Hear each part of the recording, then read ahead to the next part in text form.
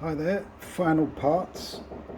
I just wanted to show you that it's all in the case, sealed up in the case, closed.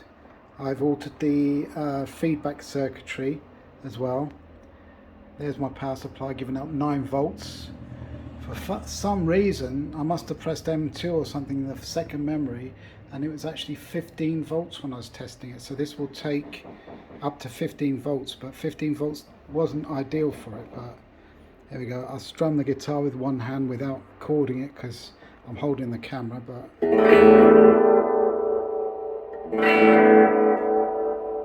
and hear the wow and flutter.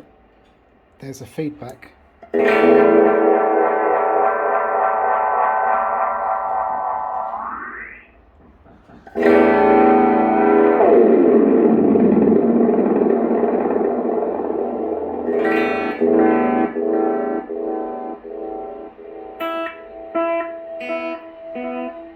Much more useful.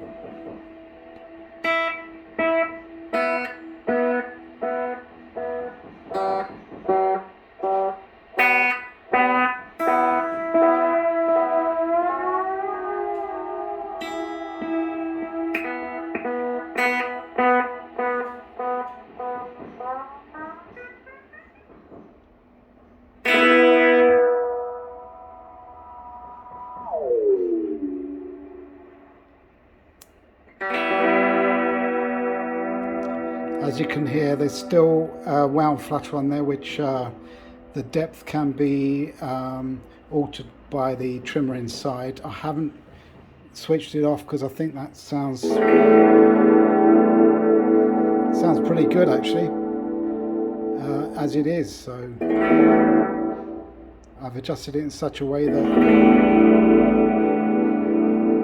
it sounds quite natural to a space echo. So it's slap back.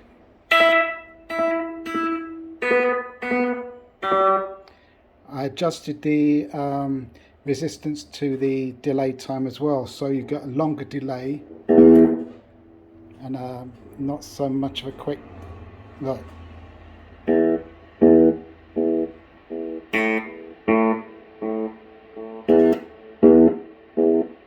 As you can hear, there's much more noise, sort of hissing at this rate, but then again, Space Echo's had that, so the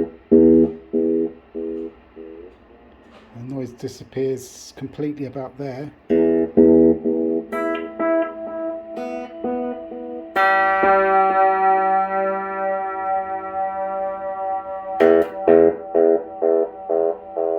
I'm pretty happy with that. So the next stage really, if I wanted to produce these, I would go on Eagle and do a design on Eagle, which is a CAD design thing, place the components where I wanted them, and I'd make everything surface mount, so I'd cut down on the size. So yeah, I would do that, and then obviously send my Gerber files off from the Eagle CAD package, send the Gerber files off to a place in China, and I could produce some boards for these and then populate them with the surface mounted components, and yeah, I could actually produce these. As far as the switch goes, I didn't put it in to switch the wow and flutter off because I think it sounds quite good. There are one or two other things I can do with this. I can have a tape chew effect by doing a certain thing to the circuit. It's almost circuit bent. I can do that, and I could well do that, but I would need a switch in there, and I'm really stuck for space. I mean, at the moment, you can see the size of this cabinet. It's very small.